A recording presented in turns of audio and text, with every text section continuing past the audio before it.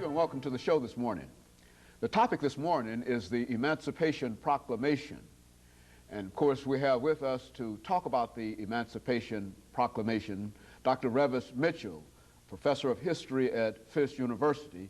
And Dr. Mitchell, let me welcome you to the show this morning. It's always a pleasure to join your audience, and it's certainly a worthy topic. You know, Dr. Mitchell, I think that we've had you on many, many occasions. Yes. And as a matter of fact, I think we've had you here talking about the Emancipation Proclamation before. And I think that sort of illustrates not only the importance of the Emancipation Proclamation and Lincoln's birthday and all of those things that are coming up, but it also illustrates the kind of information that you have and the quality of the information that you generally bring to us. You know, we wouldn't have had you back talking about the Emancipation Proclamation if we did not believe that you brought us some quality information. Well, and you do often thank you for your bring kindness. that kind of information to us. Thank you for your kindness, Dr. Haney.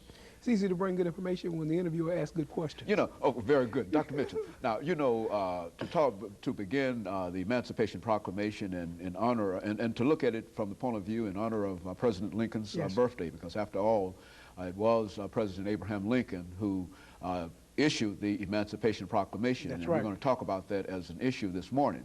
But let's have you, before we get into that, to talk about Dr. RMitchell, to give us some information about your background and your education and some of the things that help to prepare you to sit in that chair and to talk about what we're going to talk about this morning, the Emancipation Proclamation and that kind of information. Well, thank you very much, Dr. Haney.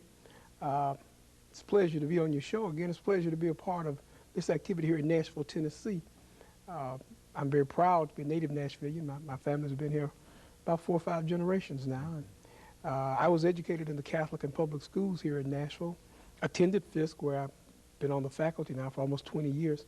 Received my master's degree at Tennessee State University. Traveled about 35 miles down the road and got my doctorate at MTSU. So I'm a product of the history education function here in this part of Middle Tennessee. Been, of course, been to Harvard and several other graduate programs. But it was the sound basis that I got here, which has always instilled in me a great appreciation and really a love of history. Throughout my professional career, I've been in and out of the classroom. I've held administrative positions at Fisk University and Aquinas College, but I've never left the classroom. I think that American history is so important. Young people who are educated in America must have a grasp of their history, a good fundamental grasp. And quite honestly, sometimes we educate people to their professions, but we miss that broad liberal education. And it's such a wonderful country that we live in. It's important that we have an appreciation and an understanding and a firm understanding of our history. So again, programs like this, which jog the public's interest and continue to bring up historically important topics, I think are most relevant and most needed. Thank you. Dr. Mitchell, let's talk about the Emancipation Proclamation, which was issued by President Abraham Lincoln in the middle of the Civil War that started in 1861 and ended in 1865. But before we get into the issuance of that emancipation, let's look at the subjects of the Emancipation Proclamation, because oftentimes I think people become involved with talking about the Emancipation Proclamation without recognizing that for the most part you're talking about more than 4 million slaves. That's right. Therefore, let's talk about the institution of slavery that eventually led to this whole conflict that eventually caused the proclamation to be issued. 4 million slaves in an institution that by the time it ended had existed for almost 200 years, over 200 years. Slavery as it will come to exist in the southern part of the United States, plantation slavery, mass labor slavery, never existed any place in the world in that same manner. Now, of course, you've had slavery among the peoples. You had slavery of biblical peoples, ancient world. The first slaves, the first African slaves of the modern slave trade, and that's what we're talking about, this is the modern slave trade, were actually slaves probably in Africa before they were brought to America. The great misconception is that free people were all the beginnings of slavery. No, they were slaves. For whatever reason, you might become a slave in Africa. Losing in a combat or a battle, you might wish to enslave yourself because of economic conditions.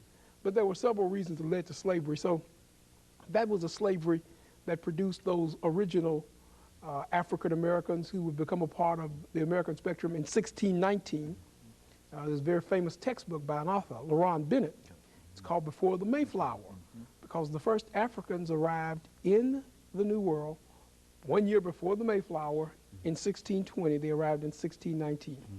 They didn't immediately go into the slavery that we identify later as Southern slavery, but they were like other bond servants or indentured servants. But because of tobacco, because of the importance of this one crop, because of the mass need for labor and the profitability of tobacco, we see developing bond slavery in a different way. Slavery forever. We see laws in early Virginia making the Negro a slave for life. So this was the slavery that evolved in the New World, which was very profitable. Slavery was always very profitable, and that's what slavery was about. It was about profit. Slavery only benefited the slave master. As the institution becomes more widespread, as the institution becomes more brutal, as the institution becomes more inhumane, we see other points pressed about the good of slavery.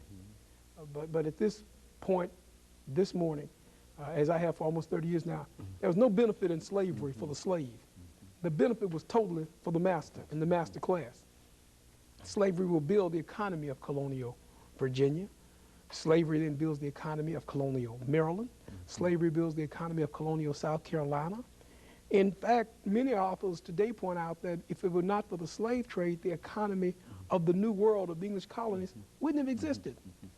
Part of the South benefited from the agriculture of slavery. The other part of the South benefited from carrying the slaves. Excuse me, the other part of the Northeast carried the slaves. There was production and manufacture to trade for slaves.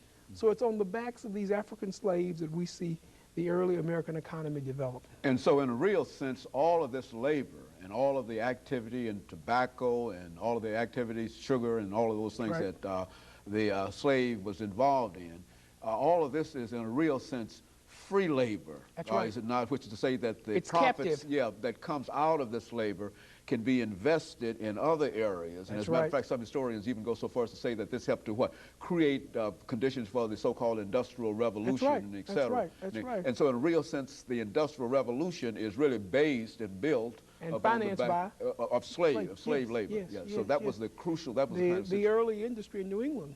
The major industry was distilling. Well, rum was distilled to trade for slaves. One of the major industries was fishing. Those fish were transported to the Caribbean, where slaves were being held and working the sugar areas. Shipbuilding. Ships were built originally to bring slaves. So you're right, much of that. So much of that activity, the international slave trade in a real sense almost served as a basic kind of industry. An economic, that's right. And not only built the New World, but also reinvigorated the economy of England. Yes. Very good. So now, the issue of the war then in 1861, so what we're saying is that this institution lasted. Well, go on. Well, even though it economically fueled the development of the New World, the North and the South developed very differently. You make the point of the Industrial Revolution. And the great irony is that slavery might have died out if not for the invention of the cotton gin. Post the American Revolution, 1701, very important date, Eli Whitney, that cotton gin. But in the North, the economy develops around industry. And in the South, the economy remains agricultural. And the South's agriculture could not exist without mass slave labor and be profitable. And that's what it's all about. It's about the profitability of slavery, the ability to put a gang of folks into the field and then to get that profit out of that. Then use that profit instead of paying them to invest. And continue. Even the profit of the sale of slaves. Because once a master owns enough slaves, he can begin to produce. Children are born. They are an industry. They can be resold. Good. And of course, Dr. Mitchell, let us take our first commercial break at this point, and we'll be back with you following this short commercial break.